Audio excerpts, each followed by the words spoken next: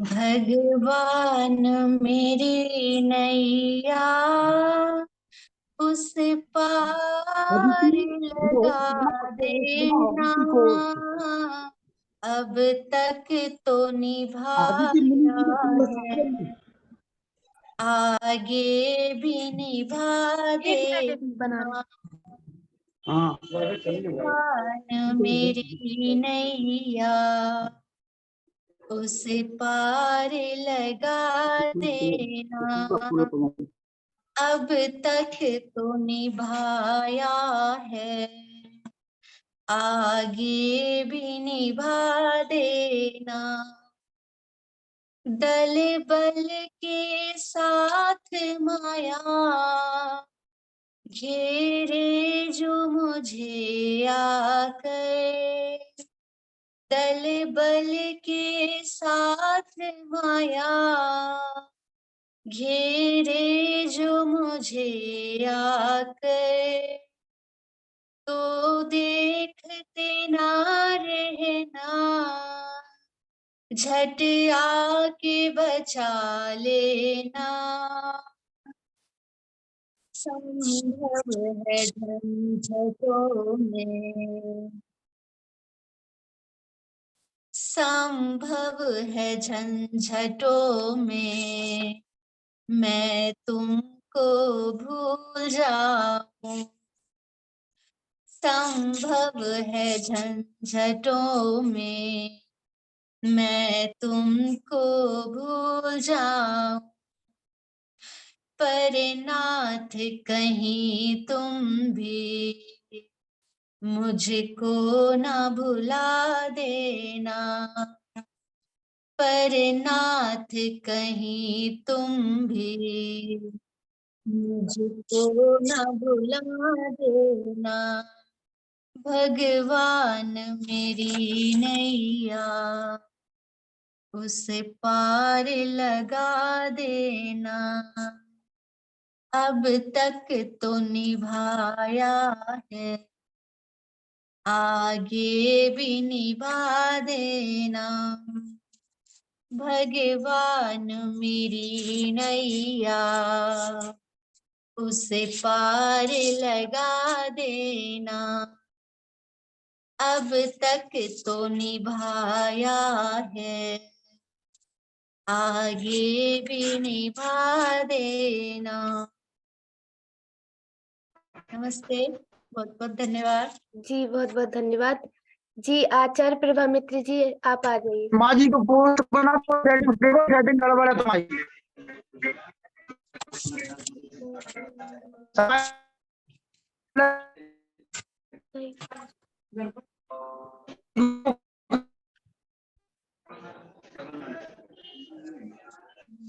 आवाज आ रही है? आवाज आज ठीक आवाज है? बोलूं? जी जी। हाँ बोलिए। सीधे बैठे सभी लोग, और परमात्मा की असीम कृपा से हम सब ऋषि दयानंद के 200वीं जयंती का शुभारंभ करके और हमारे संयोजक महोदय घर लौट रहे हैं। तो सबसे पहले लंबे गहरे श्वास भरेंगे, एक बार ईश्वर का मुख्य नाम ओम का उच्चारण करें।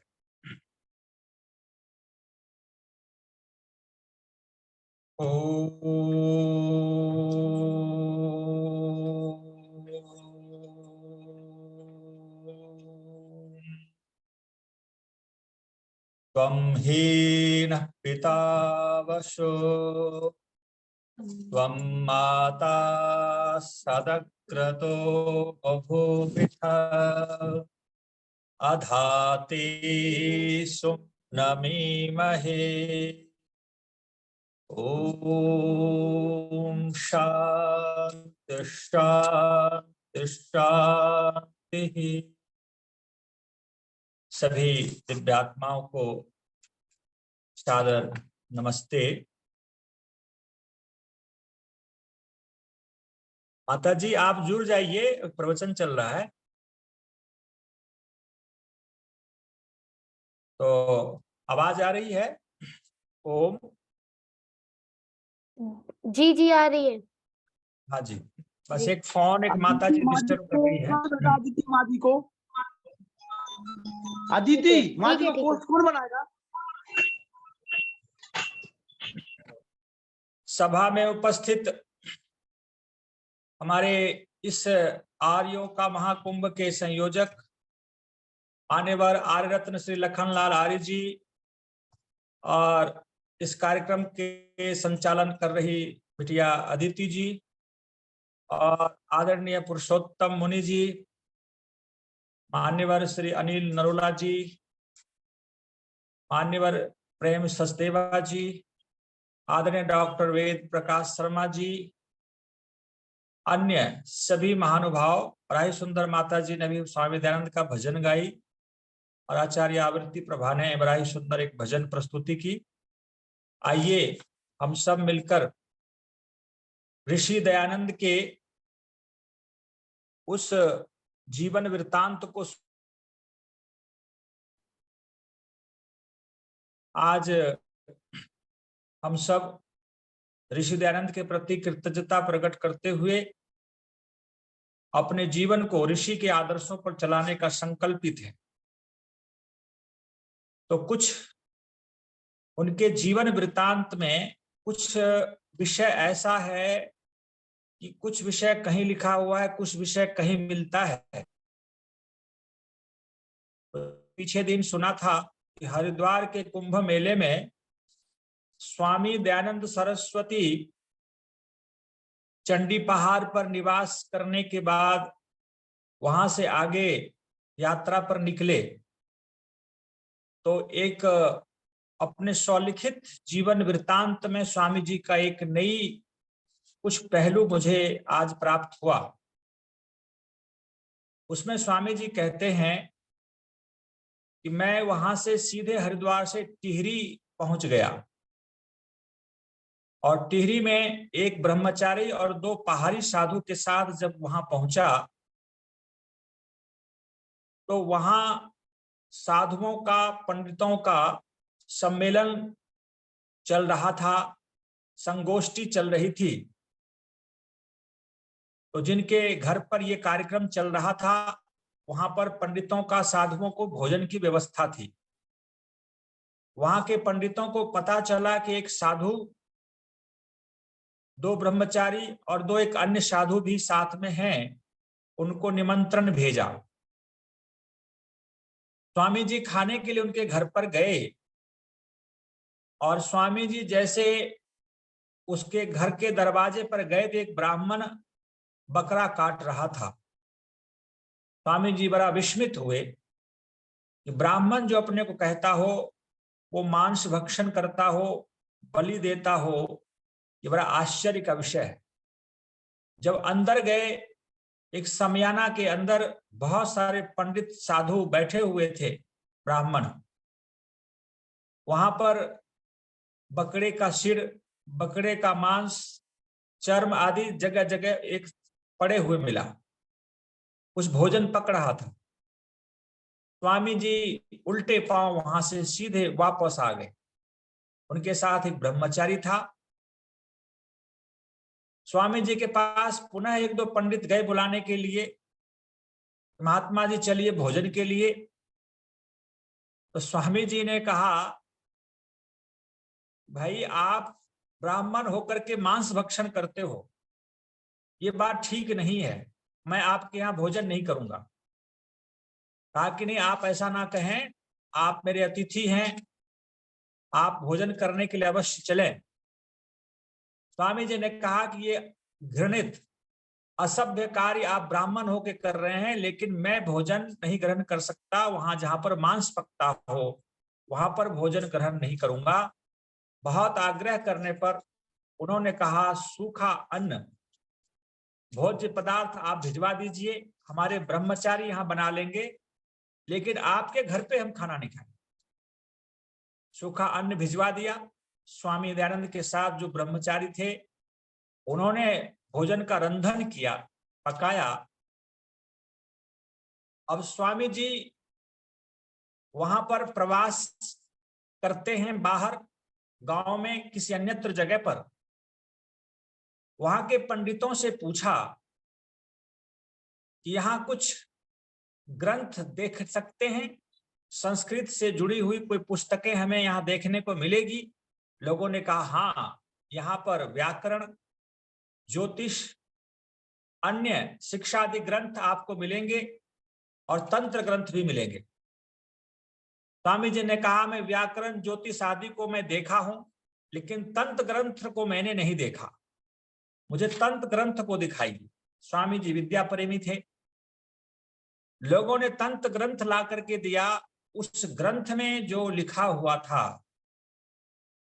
बड़ा ही विभत्स वर्णन। स्वामी जी कहते उस ग्रंथ को जब मैंने पढ़ा, उसमें लिखा हुआ था कि 5 मकार अर्थात मुद्रा, मत्स्य, मांद, मांस, मध्य और मैथुन, ये और अपनी माता, भगनी, अन्य और भी कोई स्त्री के साथ इस प्रकार से पूजन करना, उनके साथ अशुभ व्यवहार करना, ये सारी बातें उसमें लिखी हुई थी।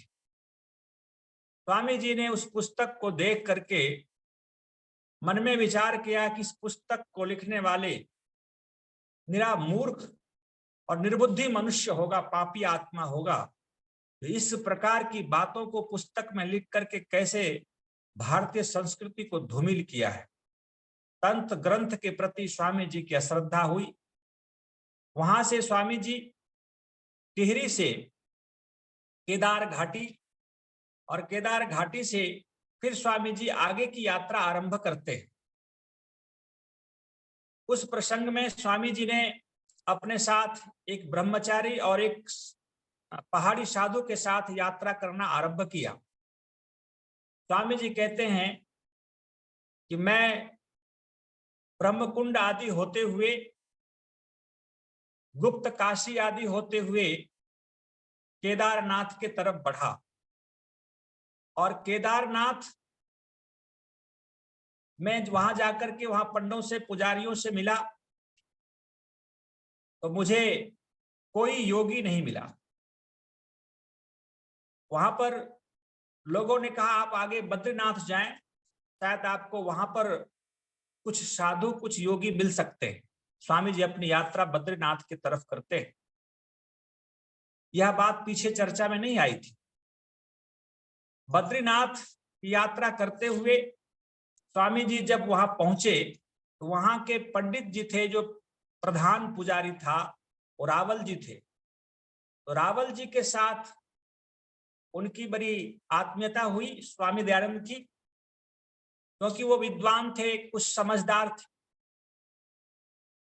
स्वामी जी ने उनसे प्रश्न किया कि रावल साहब, आप मुझे ये बताइए कि यहाँ कोई योगी मिलेंगे जो मुझे योग विद्या का कुछ शिक्षा दे सके।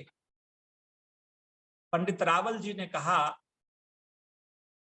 कि स्वामी जी यहाँ तो कोई ऐसा योगी नहीं है, लेकिन हिमालय पहाड़ों से, अंदर से, गुफाओं से कुछ कभी कभी यहाँ दर्शनार्थ, भ्रमणार्थ कुछ योगी आ जाते हैं। स्वामी जी के मन में जिज्ञासा जगी कि अवश्य इस कंदराओं में कोई न कोई योगी मिलेगा। स्वामी दयानंद सरस्वती उस भावनाओं को आत्मा में संजोए हुए कि मुझे योगी को ढूंढना है, योगी का दर्शन करना है। एक दिन बद्रीनाथ से स्वामी जी सीधे आगे पहाड़ों के अंदर, जहां से अलकनंदा का उद्गम स्थल है, उधर के मुख करके वो चल पड़े।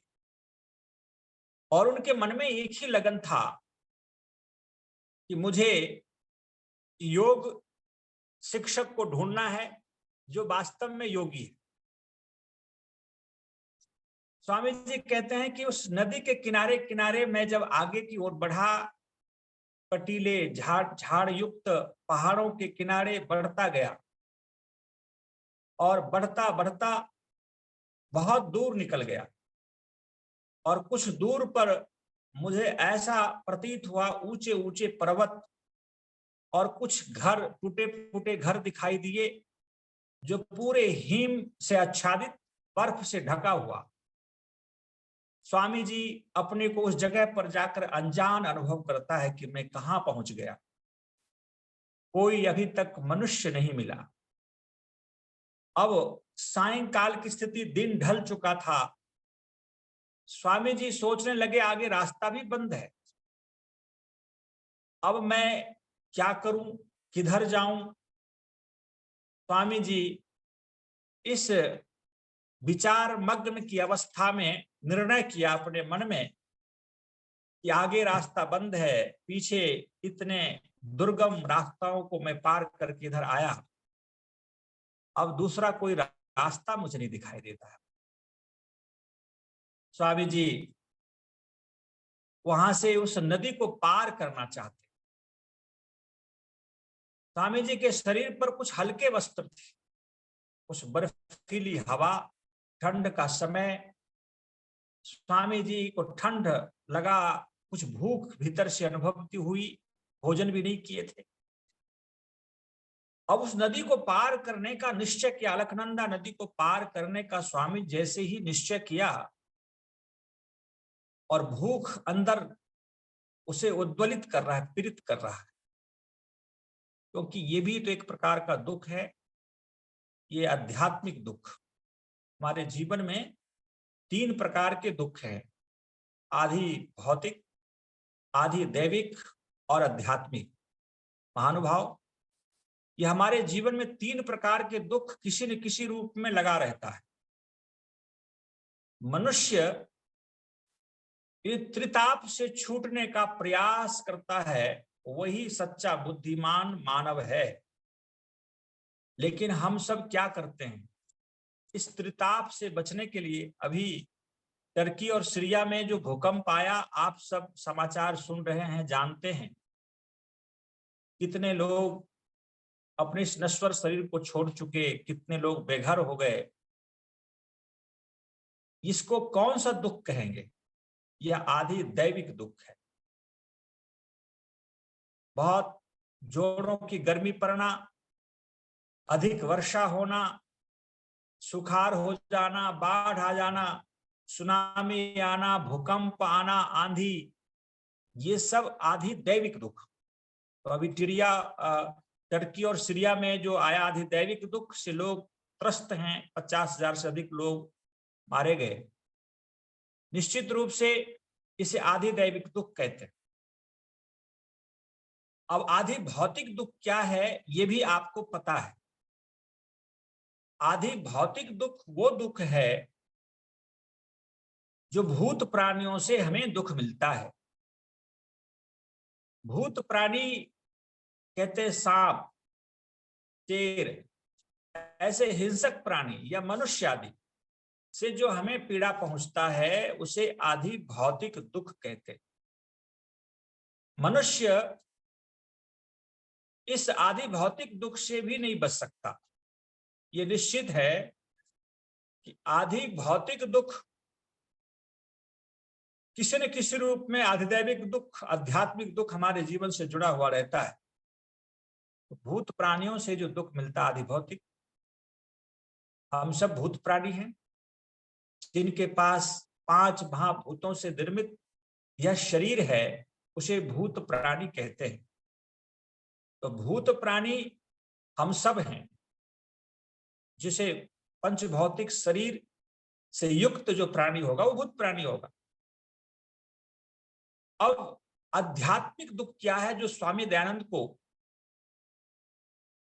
संत्रस्त कर रहा था? आध्यात्मिक दुख है अधि आत्मा यस्मिन तिष्ठति साध्यात्मिका, जिसमें आत्मा निवास करती है। जिस शरीर के अंदर हमारी आत्मा है, जिस इंद्रियों के अंदर, सूक्ष्म शरीर के अंदर आविष्टित हमारी आत्मा है, तो यह सूक्ष्म शरीर और स्थूल शरीर के माध्यम से जो हमें दुख मिलता है उसे आध्यात्मिक दुख कहते हैं। आध्यात्मिक दुख 2 प्रकार के, एक शारीरिक और एक मानसिक। शरीर में जब कोई रोग आदि स्थूल शरीर में होता है, हम बहुत पीड़ित हो जाते हैं, बेचैन हो जाते हैं, परेशान होते हैं। और अंदर भूख, प्यास, सर्दी, गर्मी, काम, क्रोध, लोभ, मोह, अहंकार, ये सब मानसिक आध्यात्मिक दुख कहा जाता है सज्जन। तो स्वामी दयानंद भूख से पीड़ित होकर बहुत बेचैन थे। अब उन्होंने निर्णय किया कि अब इस अवस्था में क्या करें, ऊपर से शरद हवा, हल्की फुल्की शरीर पर वस्त्र और अंदर भूख देवता प्रचंड रूप धारण कर रखे। स्वामी जी हिमखंड, बर्फ के टुकड़े को लेकर उठाकर अपने मुख में डाल लेते हैं कि कहीं भूख शांत हो जाए, इस दुख से थोड़ी सी निवृत्ति मिले। स्वामी जी कहते हैं कि और भूख बढ़ गई। भूख शांत क्या होगी कि और भूख बढ़ गई, बेचैनी और बढ़ गई। क्योंकि जब भूख लगे और व्यक्ति ऊपर से पानी और पी ले थोड़ा सा, तो निश्चित रूप से भूख और प्रबल तेज होता है, जिसको हम आचमन कहते हैं। भोजन से पहले हम आचमन करते हैं, मंत्र पाठ करते, फिर आचमन करते हो, अमृतोपस्त्र नमस्ते स्वाहा। भूख को प्रज्वलित कर देता है वो थोड़ा सा जल। स्वामी जी ने विचार किया कि अब आगे क्या किया जाए। ऐसे हम लोग इन दुखों से छूटने के लिए हम कोई ना कोई उपाय ढूंढते हैं। भूख लगी तो क्या करते हैं, भोजन कर लेते हैं। सर्दी लगती है तो हम गर्म कपड़े पहन लेते हैं, हीटर जला लेते हैं। और गर्मी लगी तो हम एसी चला लेते हैं, कूलर चला लेते हैं, कोई ना कोई उपाय करते हैं। तो ये दृष्ट साधन, दो प्रकार के साधन है दुख निवृत्ति का। सांख्य दर्शनकार महर्षि कपिल ने कहा कि दृष्ट साधन, अब दृष्ट साधन में धन, संपदा, घर, व्यवस्था, साधन सब आ जाते। तो तीन प्रकार के दुखों से छूटना अत्यंत पुरुषार्थ है। अथ त्रिविध दुखात्यंत निवृत्ति अत्यंत पुरुषार्थ, ये सांख्य दर्शन का सूत्र है कि तीन प्रकार के दुखों से छूट जाना अत्यंत पुरुषार्थ है। तो क्या घर बनाना, क्या ये भोजन करना, वस्त्र पहनना, ये व्यवस्था करना, ये बेकार है, व्यर्थ है? कहा कि नहीं, ये भी पुरुषार्थ है, लेकिन ये अत्यंत पुरुषार्थ नहीं। ये पुरुषार्थ के कोटि में आएगा। ज्ञान अर्जन करना, स्वस्थ रहना, धन कमाना, जो भी ये भौतिक संसाधन है वो पुरुषार्थ के अंतर्गत आता है। लेकिन निर्मूल रूप से सर्वात्मना तीन प्रकार के दुखों से छूट जाना अत्यंत पुरुषार्थ कहा जाता है। तो दृष्ट साधन भी पुरुषार्थ है। धन हमारे पास होना चाहिए, क्योंकि कल के प्रसंग में मैंने इस बात की चर्चा की, सुखस्य मूलम धर्म, धर्मस्य मूलम अर्थ। अर्थ की बहुत महती आवश्यकता हमारे जीवन में, धन की आवश्यकता। धन के बिना हमारा जीवन नहीं चलेगा, साधन चाहिए। हमें मुक्ति भी प्राप्त करना है तो भोजन चाहिए, वस्त्र चाहिए, कहीं रहने के लिए झोपड़ी चाहिए, तभी तो हम ध्यान कर पाएंगे। ये सब भौतिक साधन, दृष्ट साधन है। तो दृष्ट साधनों से व्यक्ति इन त्रिताप को थोड़ी देर के लिए उत्तिरोहित करता है, थोड़ी देर के लिए उस दुखों को हटाने में समर्थ होता है। लेकिन जाड्य विमोहक बत, जैसे जाड़े से ठिठुरता हुआ व्यक्ति, बर्फीली नदी में उसे स्नान करवा दिया जाए ठंड के महीने में, और उस व्यक्ति से पूछिए कि नहाते समय कितनी कष्ट की अनुभूति हुई, पीड़ा हुई। और जब उन्होंने एक बार उस नदी में गोता लगा लिया और थोड़ी देर के लिए उस नदी से बाहर जैसे ही वो व्यक्ति निकला,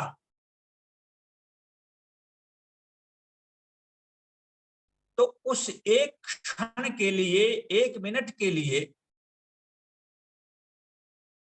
उसे सुख की अनुभूति होती है। आप हम सब भी अनुभव करते हैं, ठंड के महीने में पानी सिर पर डालने में बड़ा कष्ट होता है। ठंडा पानी से नहाना हो, गर्म पानी की व्यवस्था ना हो, तो लगता है कि कैसे स्नान किया जाए।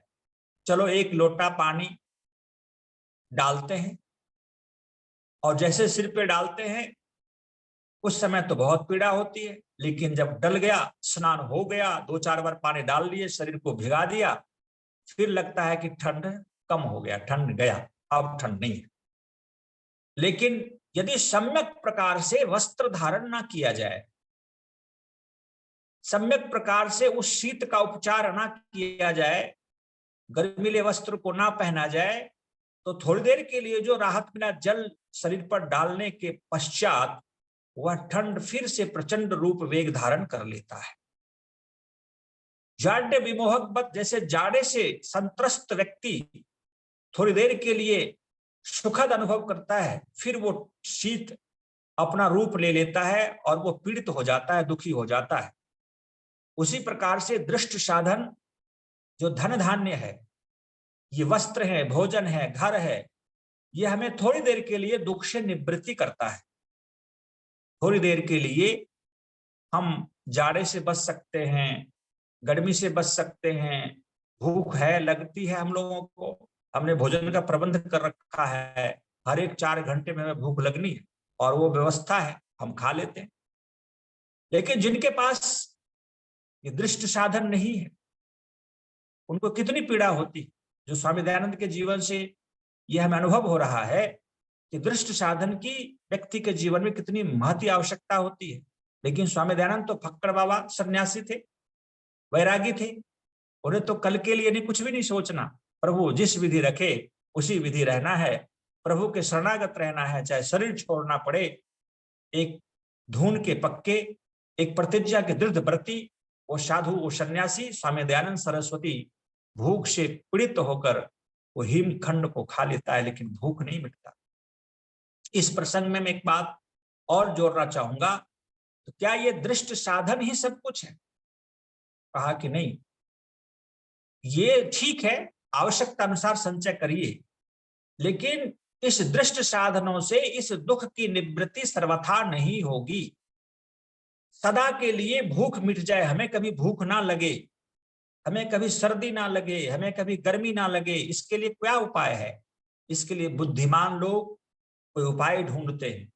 उसका स्थायी मूल उपाय है कि त्रिता, आधिदैविक, आधिभौतिक, आध्यात्मिक जो दुख है, इस दुख को निर्मूल नष्ट कर दिया जाए, जीवन मुक्त की अवस्था बना लिया जाए, परमात्मा के आनंद को प्राप्त कर लिया जाए, तो ना बुढ़ापा आएगी, ना सर्दी लगेगी, ना गर्मी लगेगी, ना भूख। इसी तलाश में महर्षि दयानंद भटक रहे थे।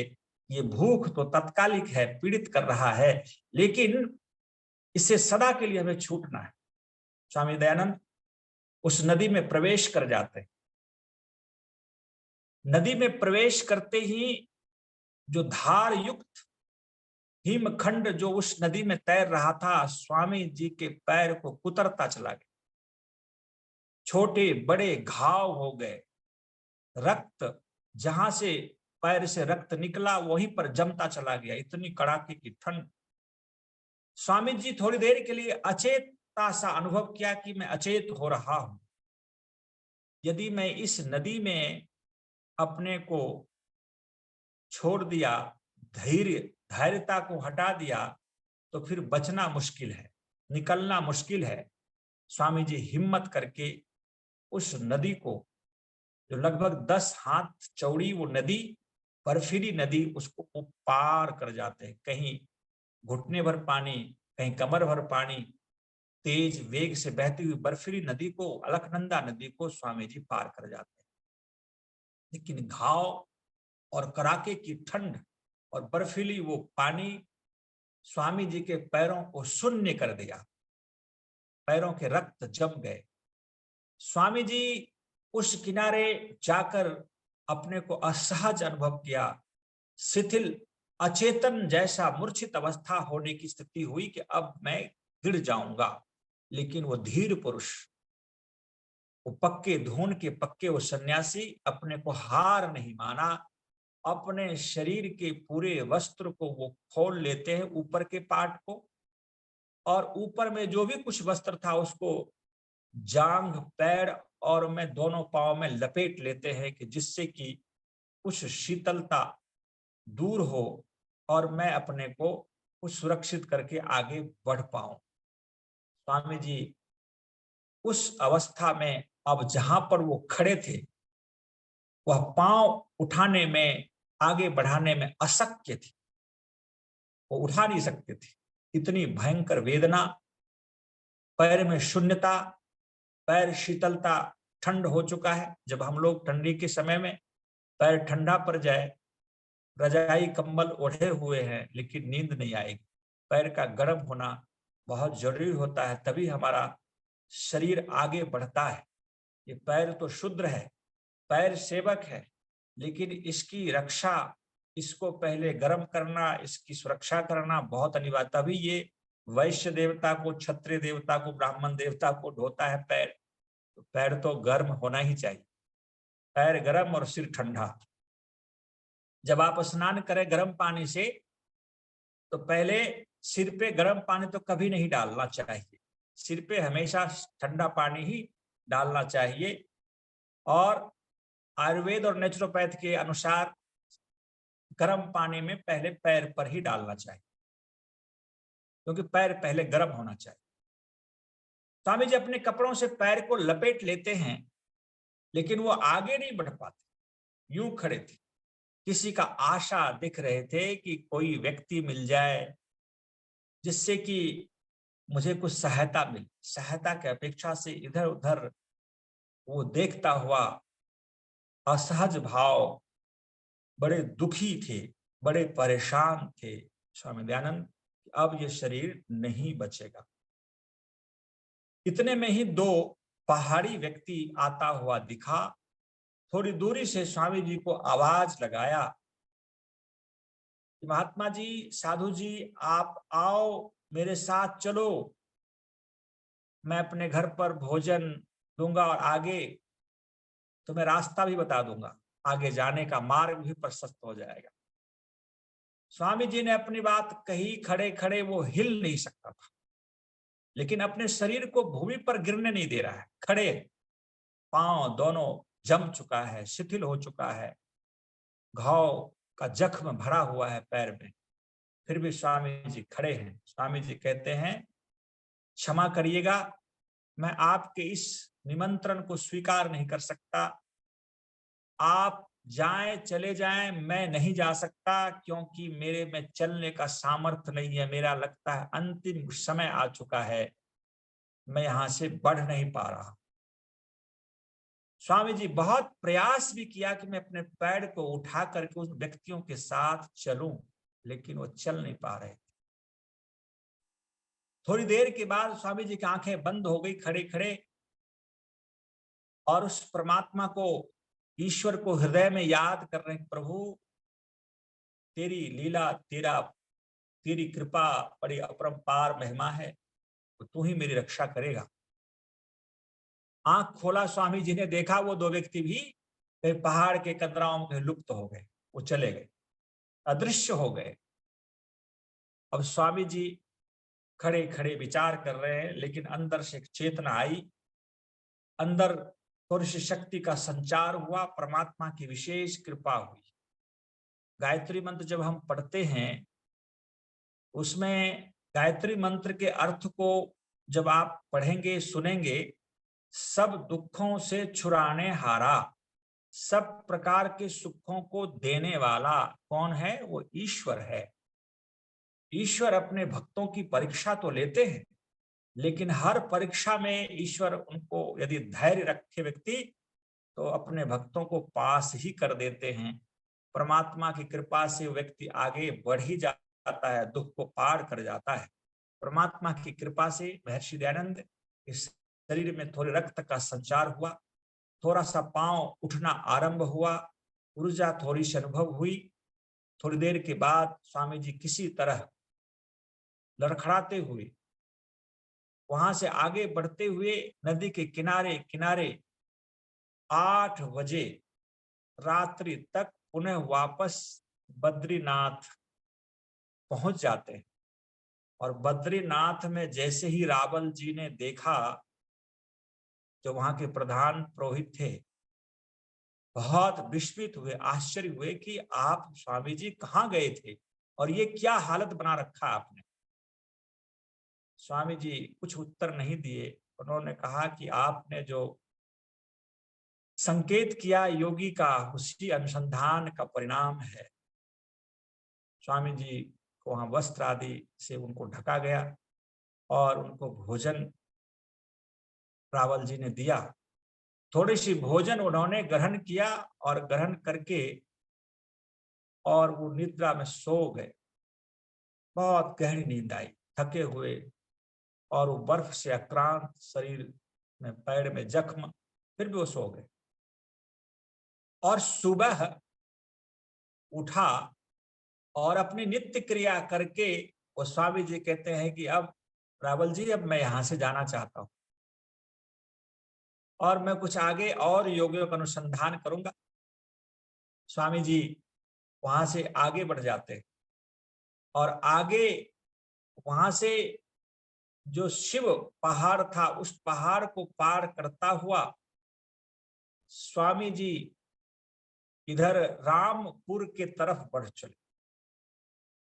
रामपुर के तरफ जैसे स्वामी जी बढ़े तो बीच में एक पंडित जी मिले जो अपने आप को बहुत उच्च कोटि के पंडित मानते थे। स्वामी जी ने रात्रि विश्राम उनके यहाँ किया, उनसे कुछ चर्चाएं भी की, योग संबंधित बातचीत भी हुई, लेकिन स्वामी जी को संतुष्टि नहीं मिली।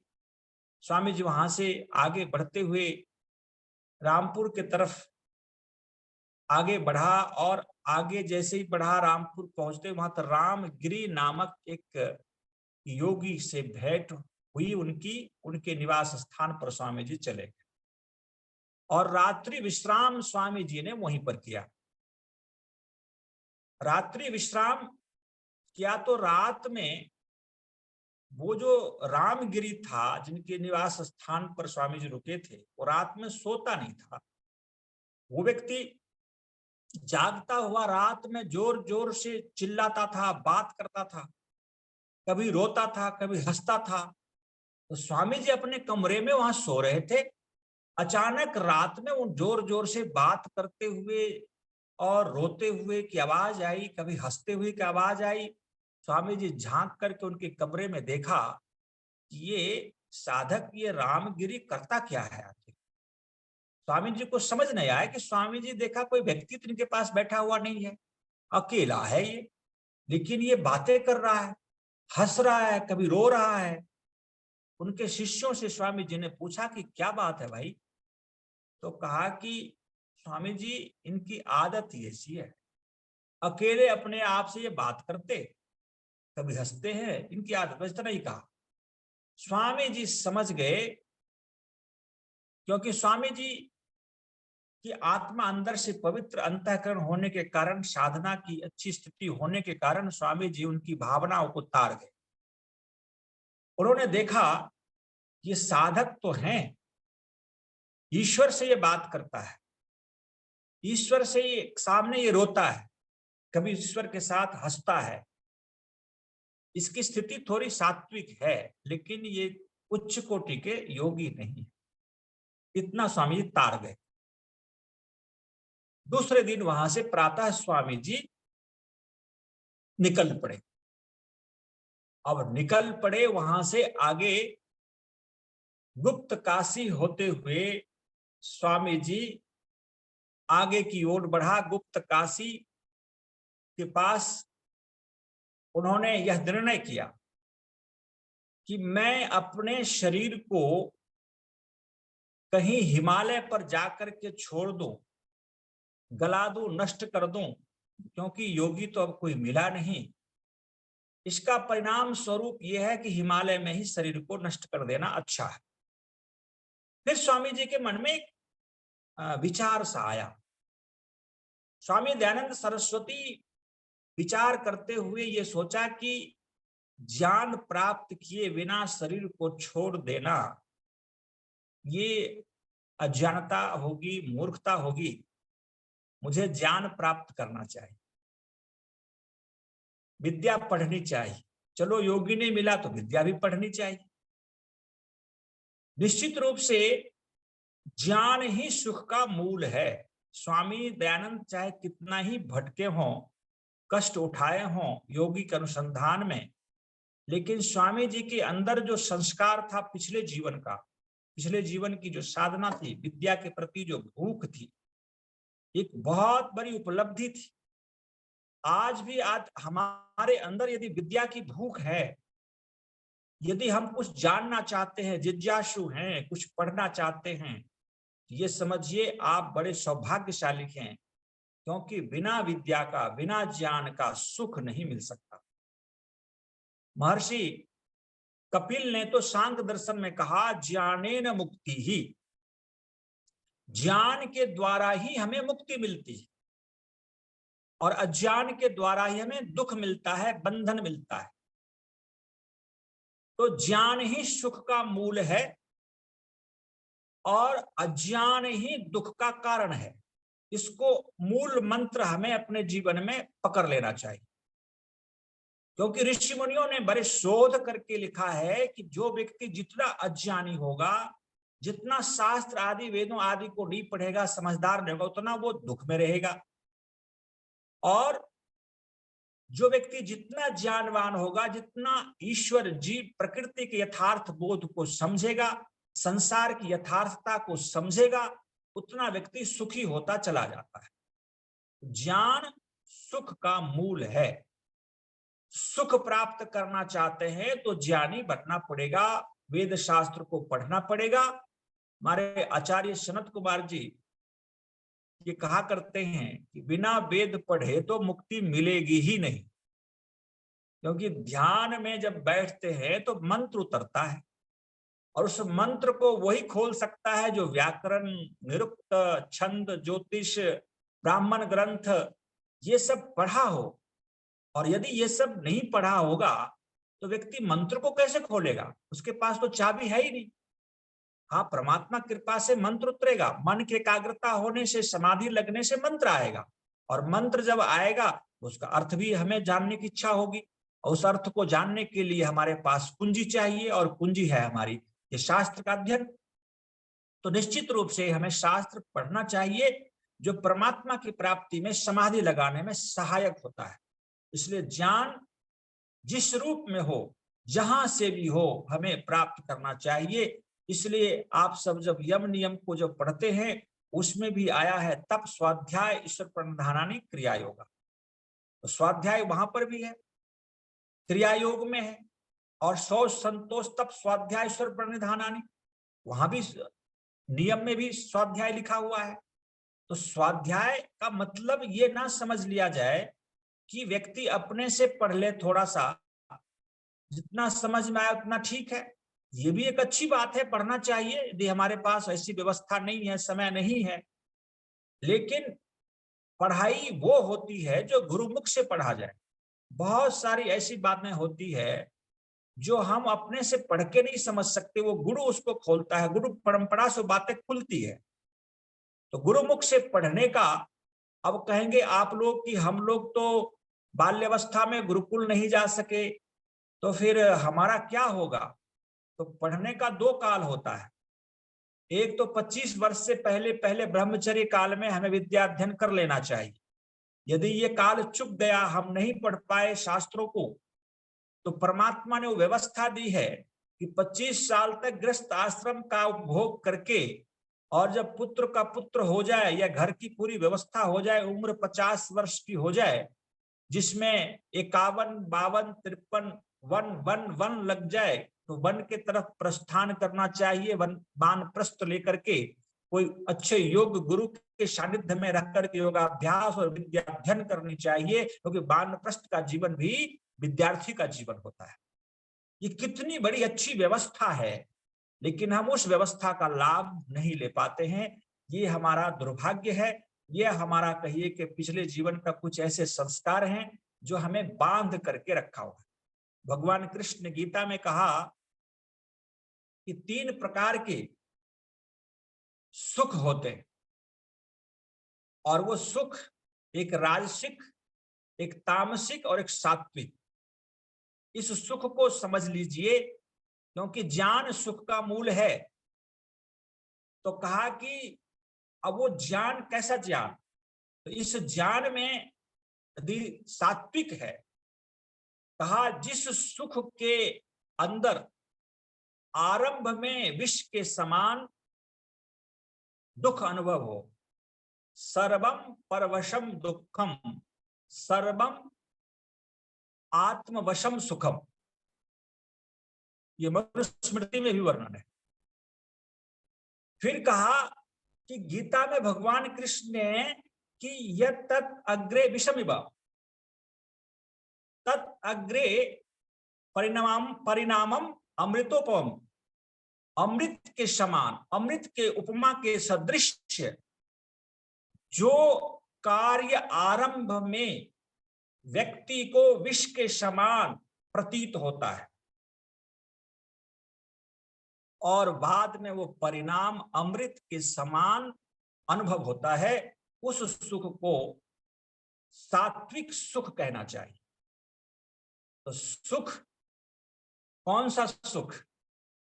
तो निश्चित रूप से जब आप ध्यान करने बैठते हैं, साधना करने बैठते हैं, स्वाध्याय करने बैठते हैं, तो बड़ा कष्ट अनुभव होता है कि इस कार्य में तो बड़ी कठिनता है, लेकिन उसका परिणाम बाद में अमृत के समान अनुभव होता है। जब कोई व्यक्ति शास्त्र पढ़ लेता है, कोई साधक बन जाता है, मन को एकाग्र करने में सक्षम हो जाता है, तो व्यक्ति आगे चलकर वो बहुत आनंद अनुभव करता है। ये कौन सा सुख है? ये सात्विक सुख। और जिस सुख में आरंभ में अमृत के समान प्रतीत हो, जो 5 विषय है, रूप, रस, गंध, स्पर्श, शब्द, इन विषयों को भोगने में, स्वादिष्ट भोजन करने में, सुंदर रूप को देखने में, सुंदर शब्द को सुनने में बहुत आरंभ में अमृत के समान अनुभव होता है और पश्चात वह विष के तुल्य दुख परिणाम सामने उपस्थित हो जाता है। भोगे रोग भयम कुले च्युति भयम, वित्ते निर्पलाद भयम मौने दैत्य। आप सब जानते हैं। तो इस सुख को कौन से कैटेगरी में रखा जाए? तो भगवान कृष्ण के अनुसार, गीता के अनुसार ये कहा जाए, यह जो सुख है, ये सुख राजसिक सुख है।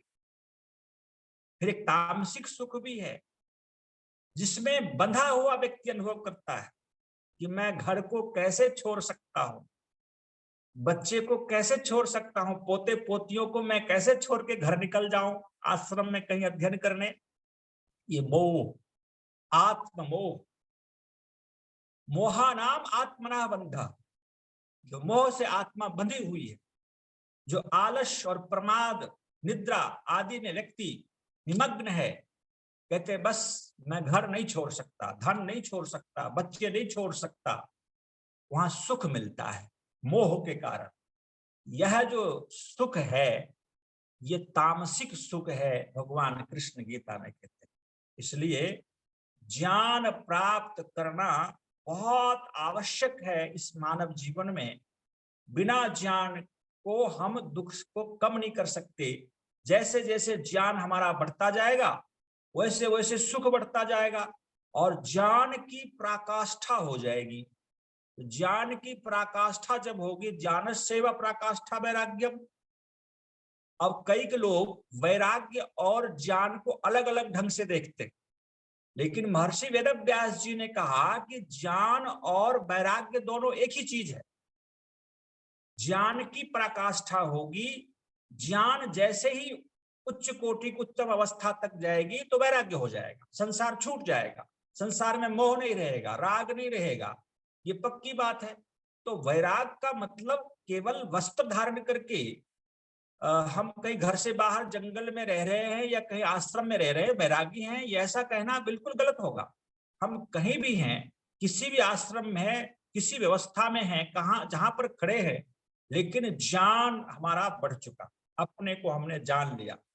तो ज्ञान कहां तक बढ़ेगा? तो कहा कि जब तक व्यक्ति को मोक्ष ना मिल जाए, ज्ञान की वृद्धि होती है वहां तक होगी जब तक मुक्ति ना मिल जाए, अपने स्वरूप को ना जान ले, परमात्मा को प्राप्त ना कर ले, तब तक ज्ञान बढ़ता जाएगा, बढ़ता जाएगा, बढ़ता जाएगा। और वहां तक हमें बढ़ाना चाहिए, ज्ञानी बनना चाहिए। महर्षि दयानंद के मन में ज्ञान प्राप्ति की ललक जगी कि मुझे ज्ञानी बनना है, मुझे शास्त्र पढ़ना चाहिए, अभी शरीर को नहीं छोड़ना चाहिए। स्वामी जी बड़े दिव्य आत्मा थे, उन्होंने यह निश्चय करके फिर मुरादाबाद होते हुए और गढ़मुक्तेश्वर के पास गंगा नदी के किनारे पहुंच गए।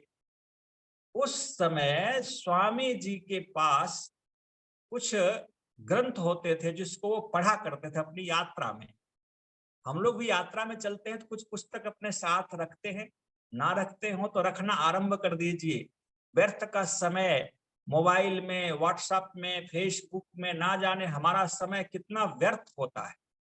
ठीक है, हम इस सोशल मीडिया से जुड़े हुए रहें, जो जरूरी बातें हैं 2-4-5 मिनटों में अपने आवश्यक कार्य को देख लें, पोस्ट कर दें, लोगों का कल्याण होगा। लेकिन उसमें जब समय हम खो जाते हैं तो हमें समय का पता भी नहीं चलता कि मेरा समय कितना व्यय हो गया, और पता नहीं कितने प्रकार के दृश्य, कितने प्रकार के हमने अनावश्यक विचारों को, अनावश्यक दृश्यों को अपने अंदर हमने छाप छोड़ दिया। ये कितना बड़ा दुर्भाग्य है हमारा कि हम अपने चित्त को मलिन कर लेते हैं। निश्चित रूप से इस सोशल मीडिया के साथ अपने अच्छी चीज को परोसना, अच्छी चीज को लेना, ये बुद्धिमत्ता पूर्वक अमृत को ग्रहण कर लेना, विष को छोड़ देना, ये बुद्धिमानी है। लेकिन प्राय हम लापरवाही के कारण, आलस्य प्रमाद के कारण हम उसमें कितने अनावश्यक वस्तुओं को हम स्वतः बिना चाहे भी ग्रहण कर लेते हैं। तो निश्चित रूप से यात्रा में स्वाध्याय के लिए अपने साथ पुस्तक रखें। स्वामी दयानंद भी पुस्तक रखते थे और उस पुस्तक का नाम था शिव संध्या। स्वामी जी के पास शिव संध्या, हठयोग पर दीपिका और एक और थी चिंतामणि करके ग्रंथ। उन ग्रंथों को स्वामी जी अपने साथ स्वाध्याय में पढ़ा करते थे और उसमें नाड़ी चक्र के विषय में लिखा हुआ था। नाड़ी चक्र, तो नाड़ी चक्र, अब मैं यहां पर कुछ गलत भ्रांतियां जो हमारे समाज में, आर्य समाज के लोगों में, विद्वानों में भी प्रचलित है, और इस बात की चर्चा पीछे भी हुई थी कि स्वामी दयानंद ने चक्र शरीर में, हठयोग प्रदीपिका में चक्र के वर्णन है और चक्र नहीं मिला, शव को पकड़ के उन्होंने ऑपरेशन किया था और उस चक्र व्यवस्था नहीं मिली, तो स्वामी जी हठयोग प्रदीपिका को फाड़ के फेंक दिए और कहने लगे कि अब ये ग्रंथ जाल ग्रंथ है और इसे हठयोग को नहीं मानना चाहिए। सज्जनों, यहाँ पर साफ लिखा हुआ है, आप पढ़ेंगे स्वामी दयानंद का स्वलिखित संक्षिप्त जीवन वृत्तांत में स्वामी जी कहते हैं, इन सारे शिव संध्या में, हठयोग प्रदीपिका में और एक दो ग्रंथ थे, उसमें नाड़ी चक्र के विषय में लिखा हुआ था। स्वामी जी बहुत प्रयास किए पुस्तक को पढ़ के कि नाड़ी चक्र को मैं समझूं, लेकिन ऐसे गपोड़े लिखे हुए थे, इस प्रकार से वो भ्रमण की इतनी बड़ी लंबी चौड़ी उसमें कथाएं लिखी गई थी, स्वामी जी को पल्ले नहीं पड़ा। तो स्वामी जी विचार करने लगे कि मैं इतने श्रद्धा से इस ग्रंथ को पढ़ता हूं और ये नाड़ी चक्र क्या है मुझे ही समझ में नहीं आ रहा है। तो स्वामी जी को संशय हुआ कि ये ग्रंथ में जो बातें लिखी है वो सही है या गलत है। तो स्वामी जी का उस समय एक अवसर आया, जो गढ़मुक्तेश्वर जो उत्तर प्रदेश में है, आप सभी जानते हैं, हापुड़ से जब आगे जाएंगे, गाजियाबाद, हापुड़ से आगे गढ़मुक्तेश्वर, जहां पर गंगा नदी की धारा के किनारे तीर्थ स्थान है, तो गढ़मुक्तेश्वर के पास गंगा नदी में एक शव तैरता हुआ मिला। स्वामी जी ने उस शव को पानी में घुस करके, प्रवेश करके उस शव को खींच करके किनारे ले आए, बाहर निकाल लिया। बाहर दयानंद, तेरी कितनी हिम्मत और तेरे अंदर कितनी जिज्ञासा कि उस पुस्तक में जो शिव संध्या, हठयोग प्रदीपिका आदि पुस्तक में जो नाड़ी चक्र के विषय में लिखा हुआ था, बड़ी लंबी चौड़ी कथाएं लिखी हुई थी, उसी पर स्वामी जी समझ नहीं पा रहे थे क्या बात है, नाड़ी चक्र होता क्या है। तो स्वामी जी ने देखा कि शरीर के बारे में जब लिखा हुआ है तो इस जो पार्थिव शरीर है, शव है, इसी शव का हम ऑपरेशन करके देख लें।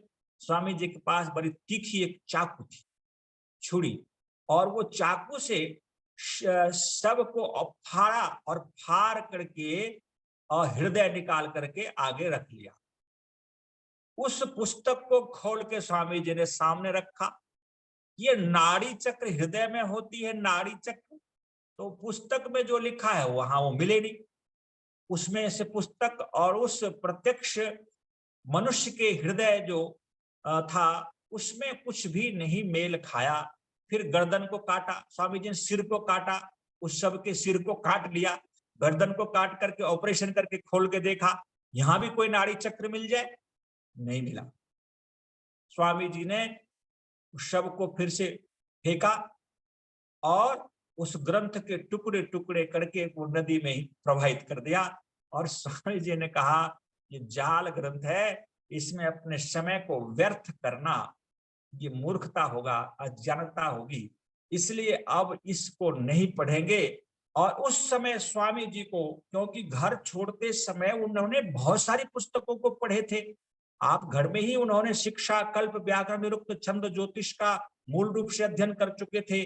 काशी में, बनारस में स्वामी जी ने सांख्य, योग और जैन बौद्ध दर्शनों को भी पढ़ चुके थे। तो स्वामी जी को लगा कि वास्तव में इतने सारे शास्त्रों को मैं तो पढ़ा हूं, कुछ न कुछ रूप में जानता हूं, इसमें से हमें जो लगता है आर्ष ग्रंथ के रूप में, जिसमें स्वामी जी ने स्पष्ट वर्णन किया कि मुझे उस समय समझ आया, उपनिषद, वेद, उपनिषद, योग, पातंजल योग और सांख्य दर्शन आदि आर्ष ग्रंथ ही हमारे जीवन का उद्धार कर सकता है।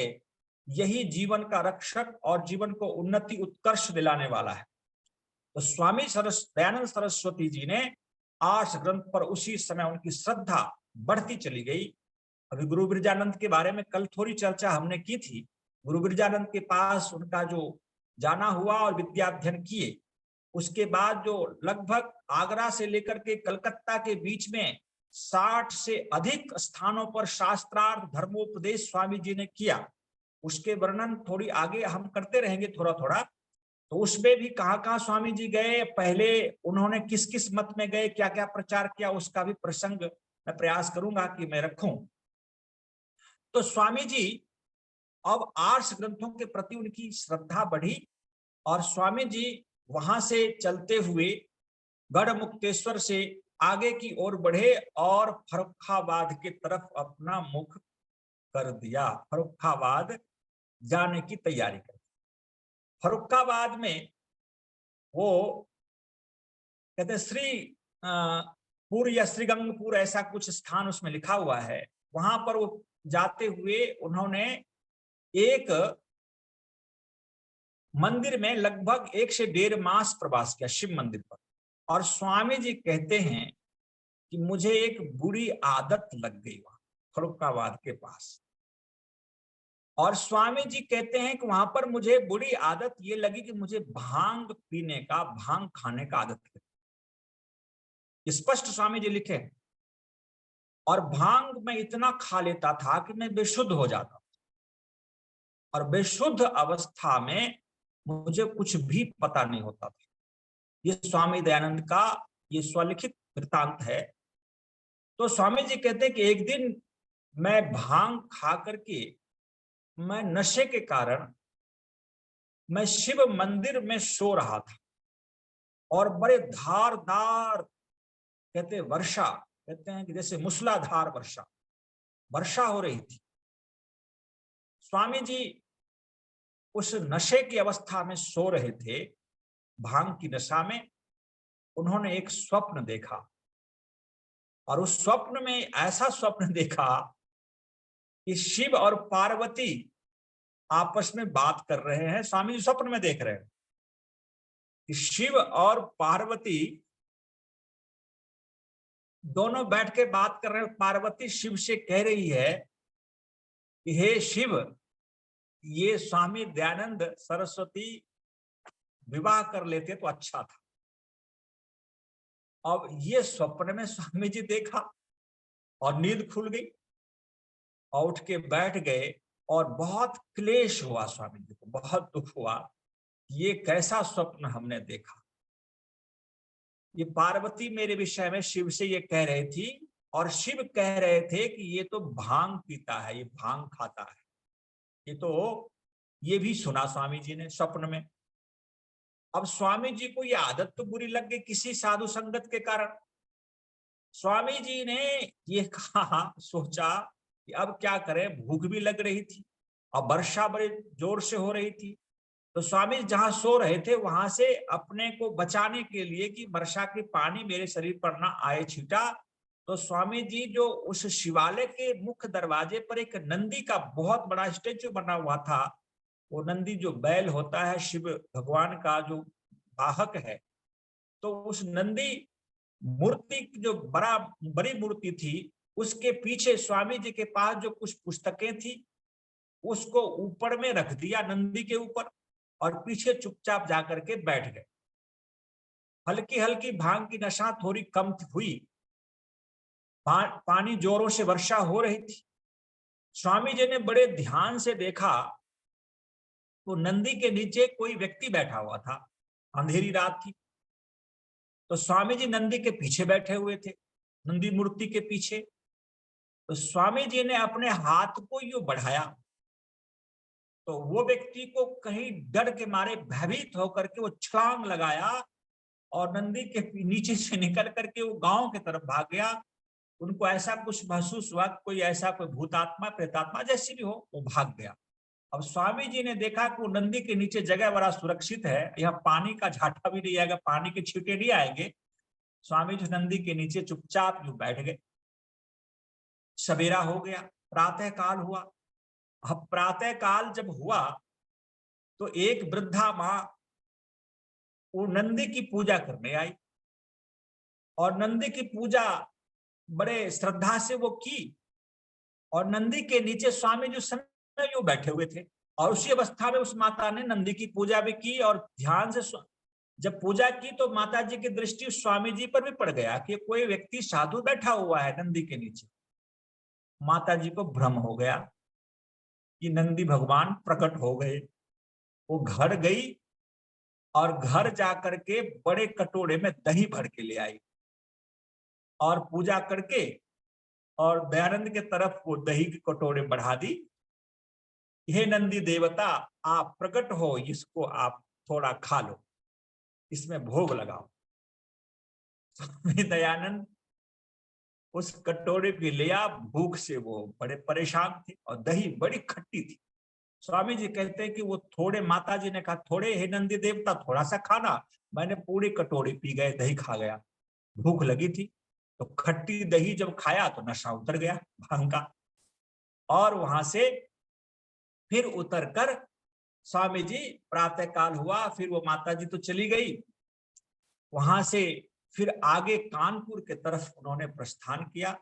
कानपुर और प्रयागराज के बीच में स्वामी जी की यात्रा रही, तो इसकी चर्चा हम कल करेंगे कि कल के प्रसंग में कानपुर और प्रयागराज के बीच में स्वामी जी के साथ क्या घटना घटी और स्वामी जी ने क्या क्या अनुभव किया अपने जीवन में।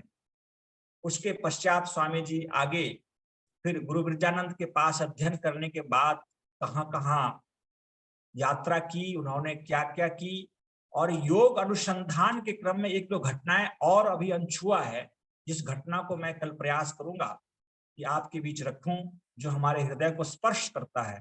स्वामी जी की घटनाएं, स्वामी जी का जीवन वृत्तांत हमें प्रेरणा देती है कि हम भी इसी तरह अपने जीवन को योग पथ पर चलाते हुए अपने मानव जीवन को सफल करें। उपनिषद में बड़ा सुंदर वर्णन है कि आपने बहुत कुछ उपलब्ध किया है, बहुत कुछ उपलब्धि कर ली है, बड़ा सुंदर घर है, धन है, लेकिन अपने को नहीं जाना, आत्मा को नहीं जाना, परमात्मा को नहीं जाना, तो महती विनष्टि, महती विनष्टि, महती विनष्टि का महान विनाश, महान विनाश, महान विनाश। एक और बात बताऊं, एक ब्रह्मचारी जगन्नाथ पथिक बड़ी अच्छी बात कही, जो व्यक्ति अतीत के दुख पर रोता है वो मूर्ख है। पथिक जी कहते हैं कि जो बीत गई बातें, उस दुख को लेकर के हम रोते रहते हैं। स्वामी श्रद्धानंद अपने दुख पर रोते रहते, महात्मा मुंशीराम तो स्वामी श्रद्धानंद नहीं बनते। तो जो अपने दुख पे रोता है, पीछे की गलतियों पर, दुखों पर रोता है, वो मूर्ख है। और जो वर्तमान दुख से भागता है वो भीड़ू है। वर्तमान दुख से हमें भागना भी नहीं चाहिए, मुकाबला करनी चाहिए। और भविष्य के दुख के निवारण के लिए जो उद्यत होता है वो बुद्धिमत्ता है, बुद्धिमान है। ध्येयम दुखम अनागतम। जो दुख हमारे जीवन में आ गया, वो तो मैं भोग लिया, जो भोग रहा हूं वो तो भोग ही रहा हूं, जो बीत गया वो तो बीत गया। आगे अब आने वाला दुख मुझे स्पर्श ना करे, उसकी तैयारी करनी चाहिए, उसकी बचने का प्रयास करना चाहिए, भगवत शरण में जाना चाहिए, साधना में जीवन, स्वाध्याय में जीवन बिताना चाहिए। यह प्रयास करना बुद्धिमत्ता है। इसलिए महर्षि दयानंद के जीवन आदर्श स्वाध्याय के प्रति प्रेरणा कर रहा है, और हम सब स्वाध्यायशील बने, साधक बने, निश्चित रूप से हमारा दुख कम होगा और धीरे धीरे मुक्ति की तरफ बढ़ेंगे। एक जन्म में नहीं, कई जन्म लगेगा, कोई बात नहीं, यात्रा तो आरंभ करिए। बहुत बहुत धन्यवाद। ओम शांति शांति शांति। डॉक्टर व्यासचंद्र शास्त्री जी बिहार, सम्मानित व्यासचंद्र शास्त्री जी आ जाइए, और आपके पास 5 मिनट का समय है। डॉक्टर व्यासचंद्र शास्त्री जी,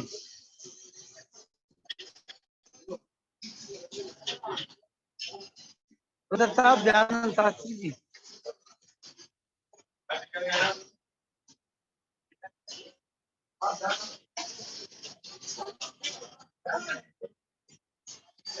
व्यासचंद्र शास्त्री जी, व्यासचंद्र शास्त्री जी आइए।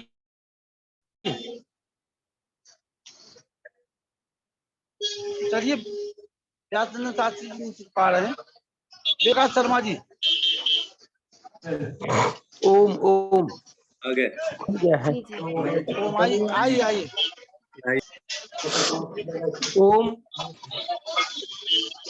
हाँ बोलिए व्यासचंद्र जी। ओम यतो यतः समीहसे ततो नो अभयं कुरु सन्नः कुरु प्रजाभ्यो अभयं नः पशुभ्यः। ओम शांति शांति शांति। आज के इस पावन अवसर पर आचार्य प्रभामित्र जी शास्त्री ने महर्षि दयानंद के यात्रा वृत्तांत और जगह जगह में घूम करके जो योग प्रदीपिका के चक्र संबंधी चर्चाएं देखी, उनका उन्होंने निसंदेह खंडन करते हुए परीक्षण किया और उसका पूर्णतः खंडन भी कर दिया। पुस्तकों को फाड़ करके नदी में बहा भी दी। इससे यह लक्ष्य होता है, इससे सिद्ध होता है कि महर्षि दयानंद सरस्वती सत्य की पकड़ के लिए, सत्य की पहचान के लिए, सत्य को जीवन में कैसे घटाएं, इसके लिए वो निरंतर प्रयासरत थे। आज उनसे इन 200वीं जयंती मना रहे लोगों से जो उसका कार्यक्रम माननीय प्रधानमंत्री जी ने कर दिया है, हम सभी वहां पर उपस्थित रहे और बड़ी प्रेरणा के साथ मैं यह कहना चाहता हूं कि हम लोगों का जीवन भी अन्वेषी जीवन हो। जैसा कि आचार्य श्री ने अपने वक्तव्य दिए हैं, हम भी अन्वेषी बने। और मैं अभी दिल्ली में ही हूं और वहीं बैठ करके जो 15 हनुमान रोड जहां पर की सार्वदेशीय सभा लगी है, दिल्ली आर्यपन सभा है, वहां पर बैठ करके मैं यह देख रहा हूं, समझ रहा हूं कि किस प्रकार व्यक्ति स्वाध्याय से युक्त हो गए। सत्यार्थ प्रकाश खूब पढ़े। महर्षि स्वामी दयानंद ने बहुत तप करके सत्य को खोल दिया है। अब उसको पकड़ने के लिए अनार्स ग्रंथों का स्वाध्याय बंद करना चाहिए। और जिन्होंने सत्या प्रकाश के अंदर पठन पाठन विधि के अंदर जो व्यवस्था दे दी है, उस व्यवस्था के अनुकूल यदि हम जीवन को चलाएं तो हम इस अपने जो बहुमूल्य समय, उससे हम उसका उपयोग सही कर पाएंगे और महर्षि स्वामी दयानंद का परिश्रम भी सार्थक होगा। महर्षि जी बहुत परिश्रम करके सत्य को अन्वेषित कर दिया है और हम भक्तजनों को, अपने शिष्यों को यह प्रदान कर दिया है। तो उस स्थिति में हम कभी भी बेकार की वस्तुओं को न मानते हुए सत्याचरण में ही गोता लगाएं, सत्य के अन्वेषण में अब ज्यादा परिश्रम न करते हुए जो सत्य से उपस्थित ग्रंथ हैं, आर्ष ग्रंथ हैं, उसको पढ़ना आरंभ कर दीजिए। और वही आर्ष ग्रंथ जो विद्या का क्षेत्र का ग्रंथ है, ज्ञान के क्षेत्र का ग्रंथ है, वही हमें मुक्ति प्रदान करने वाला है। ऋते ज्ञानात न मुक्ति, ऋते मने बिना, ज्ञान के बिना मुक्ति नहीं होती। इसलिए ज्ञान के बिना मुक्ति जब नहीं होती तो वेद ही ज्ञान का मूल है, वेद ही परमात्मा की वाणी है। और वेद का सीधा अर्थ ज्ञान ही होता है कि दृश्यम ज्ञानम शाश्वतम ज्ञानम वेद, अर्थात वेद शाश्वत ज्ञान है। और सर्वा सत्य विद्या ये सूते वेदा कथ्यन्ते, जिसमें सभी सत्य विद्याएं भरी पड़ी हैं उसी का नाम वेद है। और विदन्ति जानन्ति विद्यन्ते भवन्ति विन्दन्ते विचार्यन्ति विन्दते लभन्ते, सर्वा सत्य विद्या ये सूते वेदा कथ्यन्ते तथा च विद्वांस भवन्ति इति वेदाः। ये प्रसंग महर्षि स्वामी दयानंद ने ऋग्वेदादि भाष्य भूमिका के वेद संज्ञा विचार, वेद विषय विचार आदि में खोल करके रख दिया है कि हम वेदों की ओर ही आवे, हम वेदों की ओर लौटें। और यही उनका मुख्य नारा था। इसलिए यह आर्यों का महाकुंभ और भारत को समझो अभियान का यही मुख्य उद्देश्य है कि हम भारत के ऋषियों को, आर्यावर्त के ऋषियों को समझें। और आर्यावर्त के ऋषियों को समझते हुए उनके जो विचार, वेदोक्त विचार हैं, शास्त्रोक्त विचार हैं, जिसको महर्षि देव दयानंद ने अपने संपूर्ण आत्म चरित्र के अंदर जो व्यवस्था और जो उन्होंने अपने जीवन की सारी कथा को उपस्थित कर दिया है, उससे शिक्षा लेते हुए हम अपने जीवन को पुरुषार्थी बनाएं। और वह पुरुषार्थी साधारण नहीं, बल्कि हम पुरुषार्थी जिसको त्रिविध दुख के निवारणार्थ जो पुरुषार्थ की चर्चा है, उस पुरुषार्थ की प्राप्ति करें, विशिष्ट पुरुषार्थ की प्राप्ति करें, विशेष पुरुषार्थ की प्राप्ति करें।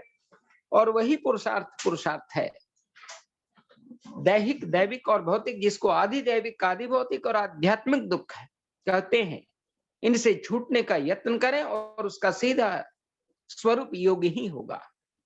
इसलिए व्यक्ति को अपने जीवन के अंदर योग को अपनाने की परम आवश्यकता है। और योग को अपनाए बिना हम ज्ञान की ओर नहीं बढ़ सकते, हम अपनी बुद्धि को सही ढंग से उपयोग नहीं कर सकते, हम अपने मन को एकाग्र नहीं कर सकते, अपनी ज्ञानेंद्रियों को और अपने कर्मेंद्रियों को जो उपनिषद के अनुसार घोड़े हैं इस शरीर रूपी रथ के, और बुद्धि रूपी सारथी और मन रूपी लगाम को हम समझ नहीं पा सकते। इसलिए कठोपनिषद के दृष्टि से भी हम श्रेय मार्ग के पथिक न बन करके भौतिकवादी केवल न बने, हम केवल आध्यात्मिकवादी भी न बने, हम भौतिक और आध्यात्मिक दोनों के सत्य स्वरूप को परखें। यतोभ्युदयः निःश्रेय सिद्धि सधर्मः, यह कणाद का वचन है। महर्षि कणाद ने स्पष्ट कहा है वैशेषिक दर्शन में कि हम भौतिक उन्नति भी करें और आध्यात्मिक उन्नति भी करें। भौतिक उन्नति करने वाला व्यक्ति आध्यात्मिक की चाह के लिए अपनी शारीरिक जरूरत की पूर्ति करते हुए आगे बढ़ जाएगा। लेकिन जिसको अपनी भौतिक उन्नति का जब वह विकास नहीं कर पाया तो आध्यात्मिक कठिनाइयां आ सकती हैं। लेकिन यह निश्चित है कि भौतिक उन्नति में हम उसमें इस प्रकार से न पिले, हम उससे आगे बढ़े। हम सम्मानित व्यासनंदन जी, विद्यांच विद्यांच यस्तद्वेदो भयगुंसः अविद्यया मृत्युं तीर्त्वा विद्यया मृतमश्नुते। हम विद्या अविद्या दोनों को जाने और विद्या से क्या होगी? विद्या जा अमृतम अश्नुते,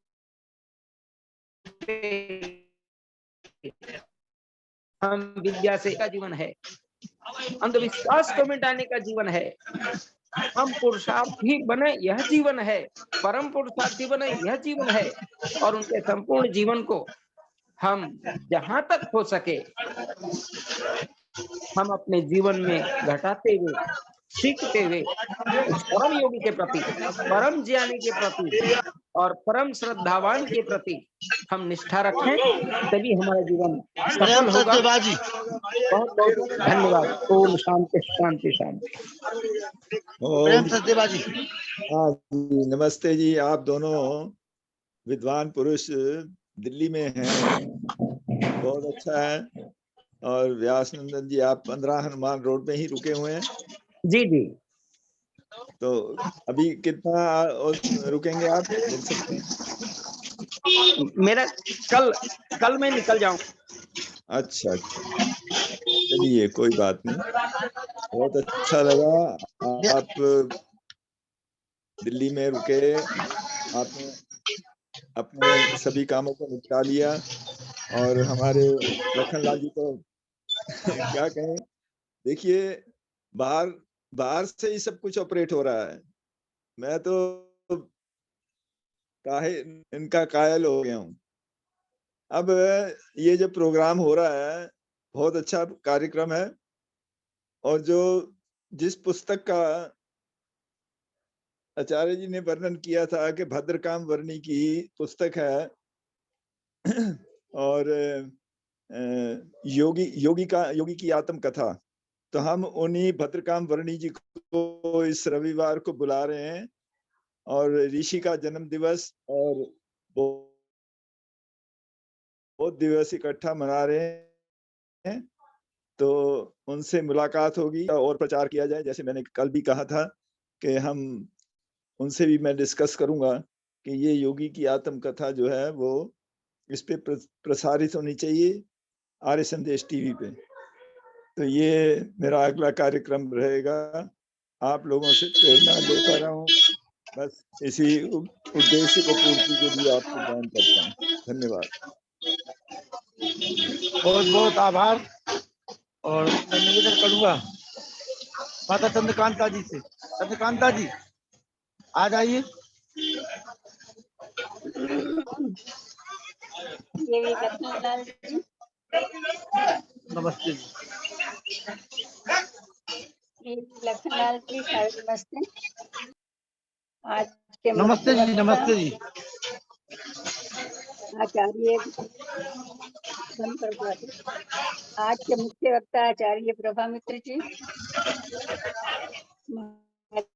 भ्राता प्रेम चंद जी सचदेवा जी, श्रद्धेय व्यानंद शास्त्री जी तथा आदरणीय मुनि जी, भ्राता अनिल जी, सभी जितने भी श्रोतागण विद्वत मंडल यहाँ उपस्थित हैं, वो सब प्रभा मित्र जी आचार्य जी के उद्बोधन का लाभ बड़े हृदय से स्वीकार कर रहे हैं। सबकी प्रशंसा सुनकर मुझे बहुत प्रसन्नता होती है। और वास्तव में आपका उद्बोधन एक केवल योगी की आत्म कथा ही नहीं सुना रहे आप, और हम लोगों को प्रेरित कर रहे हैं कि हम भी योग मार्ग की ओर बढ़े। आचार्य प्रभा मित्र जी, थोड़ा सा इसके ऊपर भी प्रकाश डालना कि योग निंद्रा क्या होती है, कैसे होती है और इसकी ओर कैसे बढ़ा जा सकता है। थोड़ा सा पढ़ा है लेकिन कुछ विशेष लाभ नहीं हुआ, तो मैं चाहती हूँ कि थोड़ा सा इसके विषय में भी आप अवश्य बताएं। लेकिन मैं 16 तक ही आपको सुन पाऊंगी। उसके बाद मैं भी जरा बाहर यात्रा की ओर जा रही हूँ, काफी व्यस्त रहूंगी। आइए चक्रे जी। चक्रे जी आइए। आप सभी का बहुत बहुत धन्यवाद। जी सर, सभी माताओं को मेरा नमस्कार। जी सर, मैं देख रहा हूँ माताओं को भी बहुत बहुत नमस्कार और मेरी तरफ से चरण स्पर्श भी सर, आपको भी नमस्कार सर। मैं सर सुन रहा हूँ, सब सुन रहा हूँ सर, बहुत अच्छा लग रहा है कार्यक्रम सुनते और लाइव हमारा काम भी चलता रहता सर, आप देखते हैं। अनिल नरूला जी। आदरणीय अनिल नरूला जी। प्रभा मित्र आदरणीय आचार्य प्रभाव मिश्र जी, लखनलाल जी, पुरुषोत्तम मुनि जी, बहन चंद्रकांता जी, प्रेम से देवा जी, वेद प्रकाश, सबको सादर प्रणाम। जब डॉक्टर व्यासनंद शास्त्री जी को भी प्रणाम। अपने दिल्ली में अभी उनका प्रवास चल रहा है, तो कल भी बड़ा अच्छा कार्यक्रम रहा, बड़ा सबसे मुलाकात हुई, बड़ी खुशी हुई, बहुत ही अच्छा लगा कि जिनसे हम रोज बात करते हैं मोबाइल पर अपना जूम मीटिंग में, उनके सबके दर्शन हुए तो बहुत ही प्रसन्नता हुई। और आचार्य प्रभाव मिश्र जी ने जो स्वामी दयानंद जी के बारे में और जीवन की बहुत सारी प्रवृत्तियों के बारे में जो व्याख्यान दिया, बड़ा उत्तम व्याख्यान था। और इनके व्याख्यान तो हमेशा बड़े अच्छे चल ही रहे हैं। और स्वामी दयानंद जी के बारे में कितना रोमांचकारी और विस्मयकारी घटनाएं बता रहे हैं, जिनके बारे में कभी हमें मालूम ही नहीं था। और बहुत ही अच्छा लगता है कि उससे हमें प्रेरणा भी मिलती है। ये सुनकर बड़ा आश्चर्य हुआ कि स्वामी दयानंद जी को कैसे कैसे संघर्षों से गुजरना पड़ा। एक बार गिर पड़े और फिर भांग का इस्तेमाल कर भांग का प्रयोग करना पड़ा। वास्तव में ही बहुत प्रेरणादायक है, लेकिन तब भी उन्होंने कितनी महानता और मैं तो समझता हूँ कि इनके ऊपर भारत सरकार को या उत्तर प्रदेश सरकार को डॉक्यूमेंट्री फिल्म बननी चाहिए, जिससे विश्व में उनका जो सब उनका जीवन कितना था, सब कार्यक्रम। बहुत बहुत आपको आचार्य जी को बहुत बहुत नमन। चलिए दिव्य जी। सभी भद्र आर्य पुरुषों को नमस्ते। आज का जो हमारे जो आचार्य जी का जो व्याख्यान रहा, वो ऋषि दयानंद के ऊपर बहुत ही भावपूर्ण और बहुत ही गहराई विशेष रुचि कर रहा। कि ऋषि ने मतलब ये जो विद्वान लोग जो कहते हैं भाई वो ऋषियों उनका जैसा ब्रह्मचर्य नहीं, उनका जैसा तपस्वी नहीं, तो कहीं ना कहीं अगर देखा जाए तो उनके जैसा कोई वैज्ञानिक भी नहीं। क्योंकि हर चीज की जो परख के हिसाब से उन्होंने जो जांच के परख के जो सत्यार्थ प्रकाश में जो उन्होंने दिया है, उसका कोई ये नहीं है जो पौराणिक है जो कुछ भी जैसे डाल देते हैं। तो उन्होंने इसी का विचार करके कहा है कि भाई हमें आर्ष ग्रंथों का ही जो स्वाध्याय जो बताया है। तो आप सभी विद्वत जनों का बहुत बहुत धन्यवाद। सभी को सादर नमस्ते जी।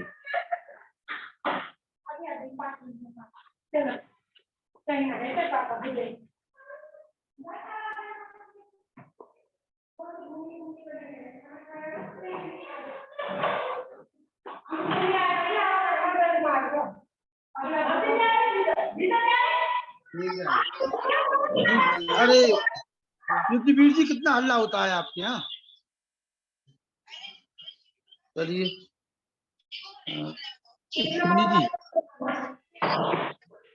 मुनि जी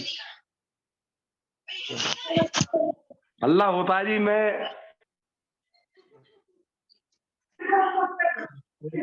एक स्टैंड जो मोबाइल का स्टैंड होता है ना, उसको मंगवा के और मैं अपना एक अलग रूम ले लूंगा। नीचे छोटे बच्चे हैं वो भी डिस्टर्ब करते हैं बहुत ज्यादा।